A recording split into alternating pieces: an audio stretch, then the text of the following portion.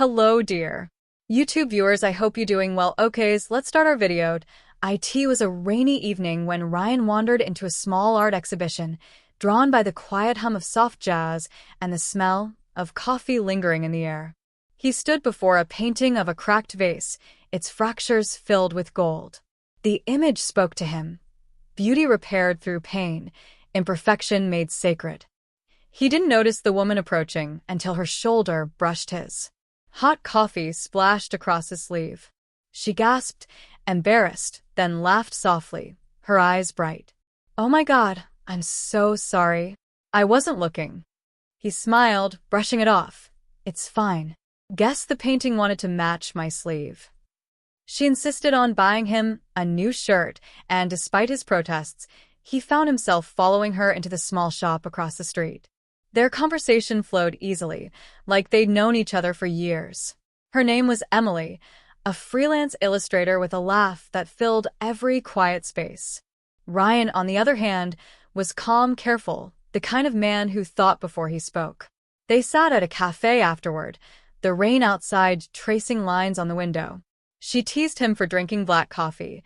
He teased her for adding too much sugar. Somewhere between the jokes, something invisible clicked, the kind of instant connection that feels both terrifying and inevitable. The hours slipped away as they walked through the city, shoes splashing in puddles, their reflections rippling beneath the streetlights. They talked about everything: her dream of illustrating children's books, his fascination with restoring old furniture, their shared belief that broken things could still hold beauty. When the conversation turned quieter, Ryan admitted, almost reluctantly, that he'd been betrayed once before.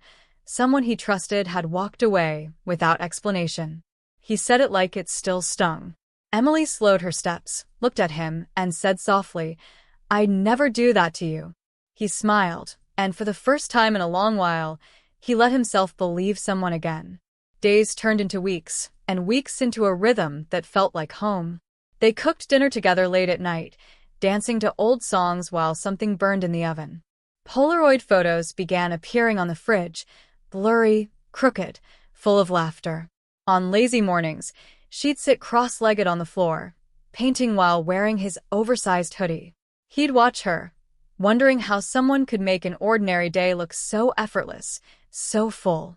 Their love was soft, unguarded, the kind of peace he didn't think existed anymore. But even in the warmth of it all, there were moments, tiny, fleeting, where shadows crossed her face, where her laughter faltered a second too soon. He didn't notice them at first. He didn't want to. Love, after all, has a way of hiding the cracks until it's too late to stop the breaking. At first, it was nothing, just little things that didn't seem worth mentioning. Emily started keeping her phone face down on the table, even when it buzzed. She'd smile at messages, but never share what was so funny.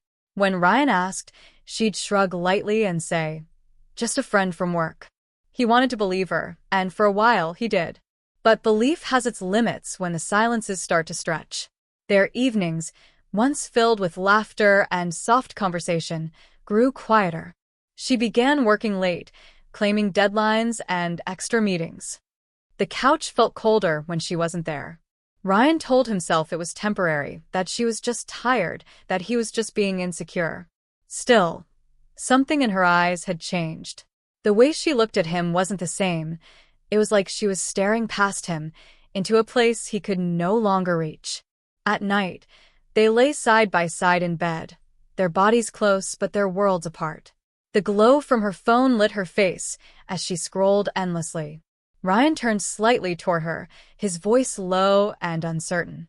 "Feels like you're somewhere else lately." She didn't look up. "You're overthinking again," she said with practiced calm. Her words cut sharper than she realized. It wasn't the sentence that hurt, it was the ease with which she dismissed his pain. He rolled onto his back, staring at the ceiling, wondering when home had started feeling so unfamiliar. A few days later, Ryan met his best friend, Mark, at their usual cafe. Mark noticed the exhaustion in his eyes before Ryan even spoke. Over steaming mugs of coffee, Ryan confessed, "I don't know what's happening. She's distant. I keep trying to reach her, but it's like she's already halfway gone." Mark leaned back, watching him carefully. "Don't lose yourself trying to keep her," he said gently. Ryan smiled weakly, the kind of smile that hides a storm. "I'm not trying to keep her. I'm trying to remind her who we were." Mark didn't answer. He didn't need to. The silence between them said everything. Ryan was fighting for something that was already slipping through his fingers. And deep down, in the quiet part of his heart, he already knew it. It happened on a quiet night, one of those evenings where the air feels heavy with things left unsaid.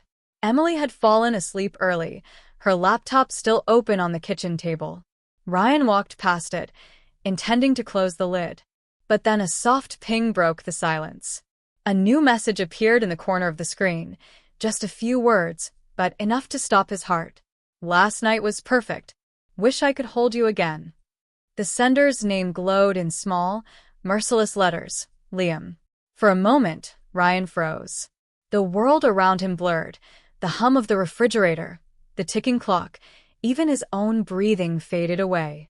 His hand trembled as he moved the cursor, eyes darting across the conversation. He didn't mean to invade her privacy, but something inside him knew he couldn't unsee what was already written there. The messages were endless. Days and nights of laughter, plans, and stolen moments. Inside jokes he'd never heard, words of affection he once thought belonged only to him. Each line felt like a blade carving through his chest, precise and unrelenting. He read until the tears blurred the screen, until he could no longer tell one lie from the next. He sat there for a long time, staring at the open laptop, the reality of it slowly sinking in. It wasn't just the betrayal that hurt, it was how ordinary it looked, how easy it was for love to become deceit. The front door clicked open. Emily stepped in, humming softly as she hung her coat. She froze the moment she saw him, still, pale, eyes red. The room was too quiet. "Ryan," she whispered, her voice trembling. He turned the laptop toward her, the screen still glowing. "Who is he?" Her face drained of color. "It's not what it looks like," she stammered, already knowing how hollow it sounded. Ryan's voice was barely a whisper. "Then tell me what it is." Tears filled her eyes. She tried to explain, words tumbling out between sobs. She said she hadn't meant for it to happen, that she felt lonely, that she thought he'd stopped seeing her, that it was just emotional. At first. He didn't interrupt. He didn't shout. He just stood there, every word she said shattering something deeper inside him. When she finally stopped talking, the silence that followed was unbearable. That night, Ryan didn't sleep in their bed. He lay on the couch, staring up at the ceiling, the patterns of light from the window flickering across his face. From the bedroom, he could hear her crying, quiet, desperate, the sound of someone realizing too late what they'd destroyed. He closed his eyes, but there was no escape from the echo of her words or his own memories. Every "I love you," every shared laugh, every promise replayed in his mind like a cruel movie he couldn't turn off. And somewhere between exhaustion and heartbreak, Ryan understood something he'd been too afraid to admit. Love can survive distance, silence, even time, but it cannot survive betrayal. Morning crept slowly into the apartment, soft light spilling across the floorboards that still held echoes of laughter and love. Ryan sat on the edge of the bed, a small duffel bag beside him. He folded his clothes in silence, the motion mechanical, steady, not rushed, not hesitant. Just final. Emily stirred, the sound of the zipper pulling her from sleep. She blinked, confusion giving way to dread as she saw the half-packed bag. "Ryan, what are you doing?" Her voice cracked, fragile. He didn't answer right away. He just kept folding, placing one shirt over another. Finally, he spoke, calm but distant. "I'm leaving." Panic flooded her eyes. She threw off the blanket, rushing to him, gripping his arm. "Please don't go. It was a mistake. I didn't mean for any of this to happen." Her words tumbled out like water breaking through a dam. Ryan looked at her, then really looked, and for a moment he almost softened. Almost. But then he remembered the messages, the late-night lies, the laughter that wasn't his. He shook his head.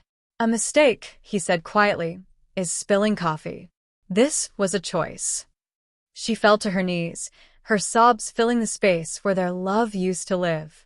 He stood still for a moment, tears pressing behind his eyes, then slung the bag over his shoulder. Without another word, he walked past her. The click of the door closing behind him was quieter than a whisper, yet louder than any scream. Days turned into a blur. Ryan moved into a small apartment across town. Empty walls, no Polaroids, no traces of her. He tried to fill the silence with music, with work, with anything that could drown the ache in his chest. But healing never happens on command. It happens in fragments, slow and unwilling. One afternoon, a knock came at the door. When he opened it, Emily stood there. Her eyes were swollen, her makeup faintly smeared, like she hadn't slept in days. For a moment, neither of them spoke. Then she said, barely above a whisper, "Why don't you want me anymore?" He studied her face, the one he had once memorized in light and shadow. He wanted to say something gentle, but the truth was the only thing left. A small, tired smile tugged at his lips. "Because you've broken my trust." The words hung between them, heavy and final. No shouting, no anger, just truth. She flinched as if struck, her composure crumbling. "I'm sorry," she sobbed, reaching for him. But he didn't move. He couldn't. When he closed the door, she collapsed outside, her cries echoing faintly in the hallway. Inside, Ryan leaned against the door, his own tears falling silently. He didn't hate her, he never could. Part of him still loved her, but he knew love without trust wasn't love at all. It was just a slow kind of dying. He slid down to the floor, closing his eyes. For the first time, he let himself cry, not for her, but for everything they could have been, and everything they'd lost. The room was quiet again, but it was a different kind of quiet. Not the emptiness of heartbreak, but the beginning of peace. The days stretched into weeks, and the ache that once clung to Ryan's chest began to fade, slowly, like fog lifting after rain. The apartment that had felt so empty started to look more like a home. Not the one he shared with her, but one that belonged entirely to him. He built new routines, morning runs, evening walks, coffee by the window. The silence that once haunted him now felt comforting, even necessary. One afternoon, he set up a canvas by the window. He hadn't painted in years, not since that night at the art exhibition when they first met. The brush felt strange in his hand at first, but soon the strokes found their rhythm. He painted the same cracked vase that had caught his attention that night, only this time, every fracture was filled with gold. It wasn't about repairing something broken anymore. It was about honoring the scars that remained. The vase wasn't perfect, but it was whole again.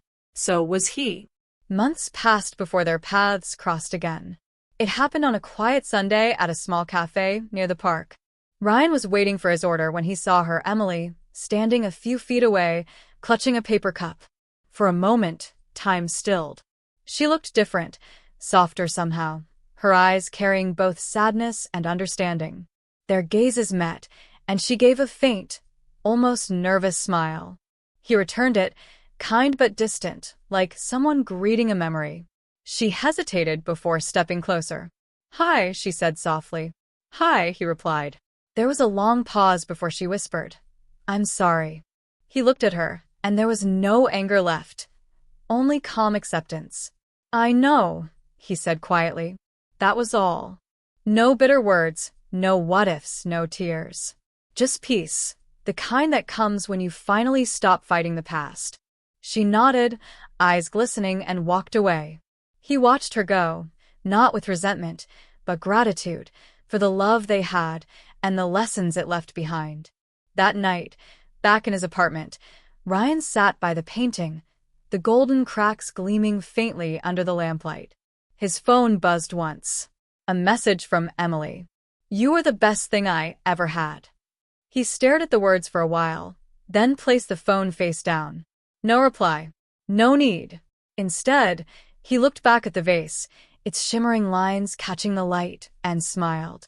His voice echoed softly in his mind, like a quiet truth finally spoken aloud. Love doesn't die when someone leaves. It dies when trust does, and once it's broken, no amount of sorry can bring it back. He turned off the light, the gold still glowing faintly in the dark, a reminder that healing doesn't mean forgetting. It means choosing peace, even when the heart still remembers. Thanks for watching. For more videos, please subscribe our channel. Awesome visual story.